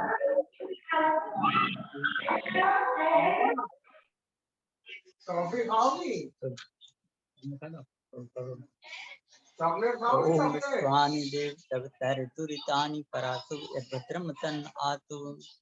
समस्त मातृशक्ति और विद्वज्जन के सादर नमस्ते। आज का विषय हमारे बीच में जो लगातार आज 7-8-10 दिन से चल रहा है, हमारे सम्मानीय आचार्य श्री प्रभाव मिश्र जी, आवर्ती बहन जी, और अभी हम जिनका उद्बोधन सुन रहे थे सम्मानीय व्यासनंद शास्त्री जी, व्यासनंद शास्त्री जी, सम्मानीय वेद प्रकाश शर्मा जी, राम भट्ट जी, युद्धवीर शास्त्री जी, और हमारे सम्मानीय पारासर जी, नरुला जी, माता चंद्रकांता जी। मैं जिनको देख पा रहा हूँ नहीं देख पा रहा हूँ, सभी के लिए सादर नमस्ते। और सबके लिए सम्मानीय महान भावों के लिए हृदय से अभिनंदन करता हुआ, बहुत लंबे प्रकरण से हमारे बीच में महर्षि दयानंद जी का चरित्र तो चल ही रहा है, लेकिन उनकी योग की विभूतियां क्या रही हैं स्वामी जी की, उसको लेकर के भी सम्मानीय आचार्य जी बहुत अच्छा प्रकाश डालते चले जा रहे हैं। और एक बात और मैं देख रहा हूँ योगी जी का, कि चरित्र तो आप सुना रहे हैं, लेकिन साथ ही साथ में आपकी गौ सेवा भी लगातार चल रही है। और इतना प्यार जितना आप इसको कर रहे हैं, इतना तो मैं देखता नहीं हूँ कि कोई करता हुआ। देखिए, आप बिस्तर के ऊपर उसको चला रहे हैं, बंद कमरे में वो सब जगह फिर रहा है, और आपकी गोदी में भी मैं देख रहा हूँ, तो बड़ी प्रसन्नता की बात हो रही है। जहाँ महर्षि दयानंद जी ने भटकते हुए मानव समाज को गौ रक्षा से विमुख देखा, वहाँ बहुत अच्छी पहल उन्होंने की थी। गौ रक्षणी सभा का और तमाम ग्रंथों को लिखा हुआ है, और विक्टोरिया के लिए पत्र लिखे, यहाँ कितनी अच्छी पहल की, गौ सेवा के लिए, गौ पालने के लिए, गौ माता की रक्षा हो, पालन हो, ये सभी नारे भी लगा रहे हैं हम लोग। तो मैं समझता हूँ कि ये भी बहुत अच्छी एक प्रेरणादायक हम लोगों को स्कीम देखने को मिल रही है, वो मिल रहा है उनका, आपका आचार्य जी का। तो उस गाय के प्रति भी आपका कितना स्नेह है। तो मैं इसके लिए और पुनः हृदय से साधुवाद करते हुए सभी भावों को मैं देखता हूँ, बड़ी लगन के साथ में, निष्ठा के साथ में, और बड़ी श्रद्धा से बैठ करके हम लोग सुन रहे हैं। और सुनने का मतलब ही ये है कि हमें नया नया मिलता चला जा। अगर हम देख लेते कि 2 साल से लगातार वेद वही शास्त्र वही महर्षि जी, तो शायद हम लोग ऊब भी जाते। लेकिन सम्मानीय प्रभामित्र आचार्य जी जैसे विद्वानों को जब मैं सामने देख रहा हूँ, मुझे लग रहा है कि नया नया मिल रहा है हम लोगों को कुछ ना। और इस नए की वजह से हम लोगों के अंदर उत्साह है, और एक ललक रहती है, उत्सुकता रहती है, चलो कल आचार्य जी और भी नया सुनाएंगे, और भी नया सुनाएंगे। वो नया मिल ही रहा है हम लोगों को। तो आपका हृदय से अभिनंदन करते हुए, हम लोग क्योंकि स्टेशन पर बैठे हुए हैं, सम्मानीय हमारे भैया एक होटल मालिक हैं, रेस्टोरेंट वाले, बड़ा सम्मान हाँ, अंकित कुमार भैया जी हमारे, जिनके यहाँ मैं बैठा हूँ, मैं समझ रहा हूँ जैसे मैं अपने घर में बैठा हुआ हूँ। और यहीं से हम आप लोगों को सुन भी रहे हैं। लखनलाल जी भी हमारे बीच में हैं, और बहन जी भी बैठी हैं। तो बड़ा आनंद आया सिलसिले लेकर के। केवल मैंने देखा कि हमारे सम्मानित शर्मा जी हमको नहीं मिल पाए कल, जो भी बजा रही हो, तो उसका तो मुझे थोड़ा सा मलाल रहेगा। पुनः मैं सभी के लिए हृदय से आइए शर्मा जी आपसे मिल लें। एग्जाम के चक्कर में आपसे क्षमा मांगते हैं, आ नहीं पाए, बच्चों का एग्जाम चल रहा है एमबीबीएस वालों के, तो इस चक्कर में रह गए। चलिए, तो आपके बहुत ही चक्कर में सुंदर हम, कार्यक्रम, आपके चक्कर में हम भी घूमते रहे फिर। हाँ हाँ बिल्कुल बिल्कुल। हम देखते राकेश रहे। जी को तो हमने बता दिया, राकेश जी को तो बता दिया, तो आपको बताना भूल गया कि हम नहीं आ पाएंगे, ये थोड़ा सा बुरा। कोई बात नहीं, कोई नहीं। चलिए जगदीश पाराशर जी आप आ जाइए। बहुत सुंदर प्रोग्राम चल रहा है आचार्य। आइए जगदीश पाराशर जी। भाई, कार्यक्रम के संयोजक है आर्य रत्न लखनलाल जी, आपकी कितनी प्रशंसा करें कि विगत 2 वर्षों से आपने निरंतर हर परिस्थिति में यात्रा में होने के बाद भी जो है ये कार्यक्रम निरंतर चालू रखा, इसलिए वास्तव में बहुत ही आप साधुवाद और प्रशंसा के पात्र हैं। हमारे विद्वान समीक्षक है आर्य मुनि वानप्रस्थी पुरुषोत्तम जी, समीक्षक है डॉक्टर व्यासनंदन जी शास्त्री, वेद प्रकाश शर्मा जी, अनिल उरादी, मार्गदर्शी चंद्रकांता जी, इन सबने बहुत बढ़िया समीक्षा की है। मुख्य वक्ता आचार्य प्रभामित्र जी महर्षि दयानंद जी के बारे में बहुत ही बढ़िया अंश है, बहुत ही वाला अच्छे सजीव चित्रण किया है। किस प्रकार जो है उन्होंने अपने गुरु प्रज्ञा चक्षु ब्रजानंद जी से उन्होंने अपने शिक्षा ग्रहण की, उनको 4 वचन दिए, उनको 4 वचनों को पालन करने में उन्होंने जो है पूरा जो है अपने संकट में लिया। किस प्रकार 16 बार उनको विषाक्त विषय पदार्थों का भी सेवन करना पड़ा। आर्य समाज के रूप में महर्षि दयानंद जी सरस्वती ने भारत में वह भी बीज बोया जिसके बट वृक्ष की शाखाएं आज पूरे देश में यह फैली हुई हैं। आर्य समाज के रूप में उन्होंने महर्षि दयानंद जी ने आर्य जाति को उनके स्वर्णिम अतीत की याद दिलाने के लिए समूचे उत्तर भारत की पैदल यात्रा की, और ऋग्वेदादि भाष्य भूमि से ग्रंथ सनातन धर्म प्रेमियों को समर्पित किए। वास्तव में उनकी इतनी जो है अपने किया है, वो अपने जो है देश के लिए उन्होंने बहुत कुछ किया, और साथ ही स्वतंत्र संग्राम के लिए उन्होंने बहुत कुछ किया, जिसके उसमें काफी क्रांतिकारियों ने इसकी प्रेरणा लेके अपने जो है किया। सबका जो है बहुत बहुत धन्यवाद, उपस्थित जनों का बहुत बहुत आभार। राम कुमार सेन अजान, आराधना जी। राम कुमार सेन अजान, राम कुमार सेन अजान।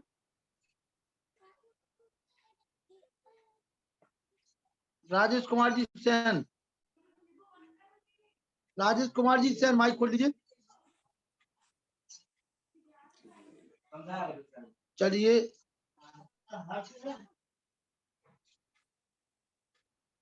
विमलेश सिंह जी, विमलेश सिंह जी।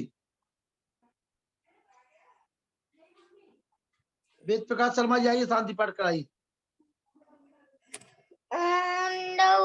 शांति अंतरिक्षगम शांति पृथ्वी शांति रापा शांति औषधय शांति वनस्पतय शांति विषेदेव शांति ब्रह्म शांति सर्वं शांति शांतिरेव शांति क्षमा शांति रेडि ओम शांति शांति शांति ओम।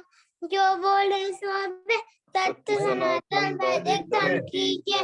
गुरु आनंद की जय। महर्षि दयानंद की जय। मर्यादा पुरुषोत्तम श्री रामचंद्र की जय। योगेश्वर श्री कृष्ण चंद्र की जय। पंडित शिखराम की जय। स्वामी सदानंद की जय। स्वामी आत्मानंद की जय। भारत माता की जय। गौ माता की रक्षा हो पालन हो। आर्य समाज अमर रहे। वेद की ज्योति जलती रहे। ओम का झंडा ऊंचा रहे। हरियों के महाकुंभ की जय। परधनी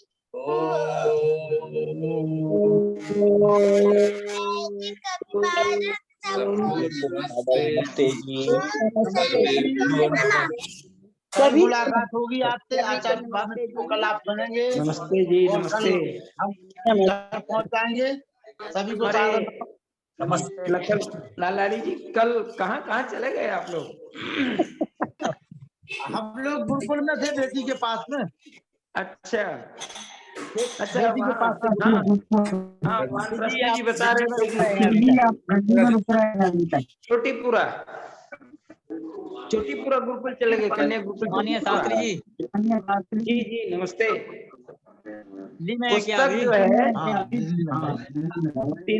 मैंने जो लाई उसमें पांचजन्य पत्रिका जहाँ से छपी है मेरा लेख महर्षि दयानंद के पर, उनके यहाँ यज्ञ भी आज हवन यज्ञ भी करवाया और वहाँ पुस्तकें दी।